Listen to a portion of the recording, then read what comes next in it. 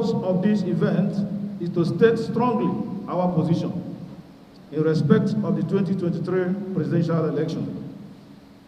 We are aware that various groups and interests have started positioning for the next election cycle. We wish to note there is nothing wrong with this, as humans are essentially political animals who are wired to play politics.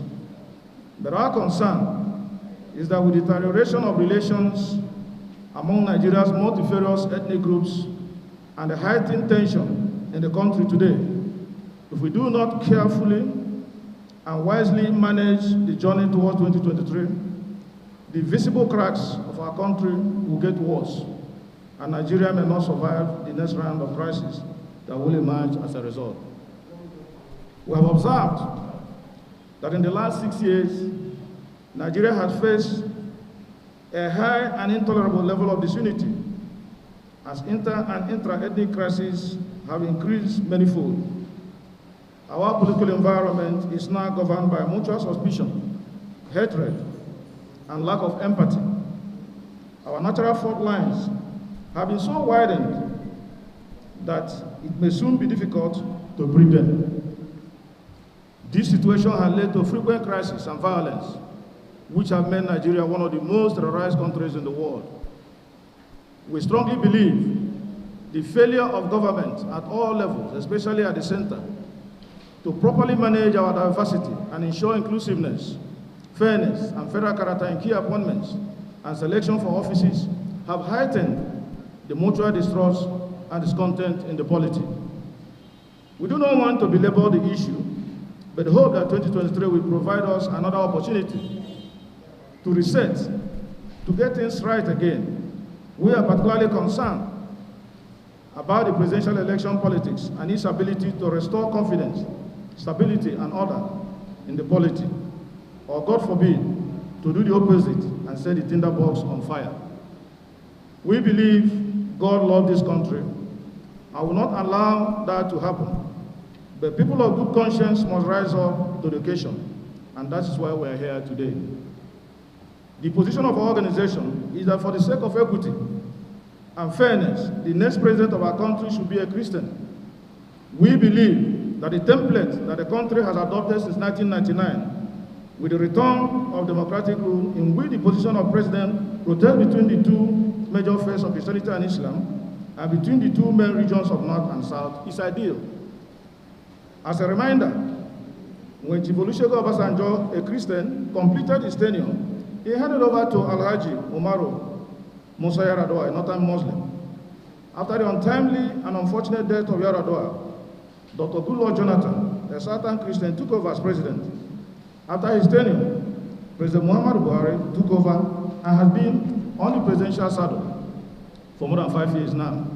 We believe that it is essential that after the tenure of President Buhari, the next president should be a Southern Christian, in order for us to maintain this balance and not to further aggravate the ethno-religious issues that have bedeviled our country lately. We need to heal and not rupture further. Anything short of the above template will not be acceptable to us. It will, in fact, mean a systematic and deliberate disenfranchisement of the Christian population that makes up about half of the Nigerian state, and who need assurance that there are still major stakeholders in the Nigerian project. It would also mean that there will not be a Christian president in the foreseeable future, and perhaps in the lifetime of every Nigerian adult living today. Our calculation is that there is a near zero chance of a Christian emerging as president when power again shifts to the north, as the northern population, of course, we know is overwhelmingly Islamic. So, for the sake of fairness and equity, we are appealing to all the political parties and party stakeholders in Nigeria to concede the presidency to a Southern Christian.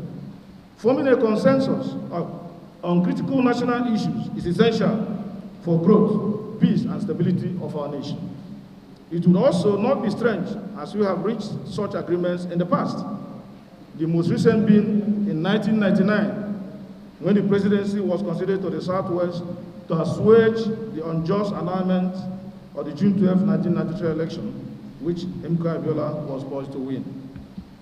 We wish to state clearly that we will mobilize the patriotic Nigerians against any political party that goes against these templates and does not lead its presidential ticket with a Christian candidate.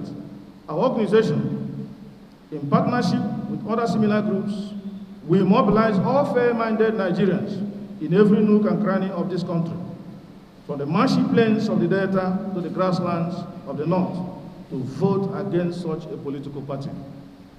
We are, however, hopeful and confident that it won't get to this point of conflict. That after the 8-year rule of the Northern Muslim, in this case, Muhammadu Buhari, good sense will prevail, and the political parties will do the right thing by ensuring that power moves into the hands of a competent Southern Christian. We should, however, state that our group is not a Christian organization. Let me re-emphasize that. Our group is not a Christian organization, or even a religious one, for that matter. The primary focus of the NEG is to promote inclusion and equity in our body politic.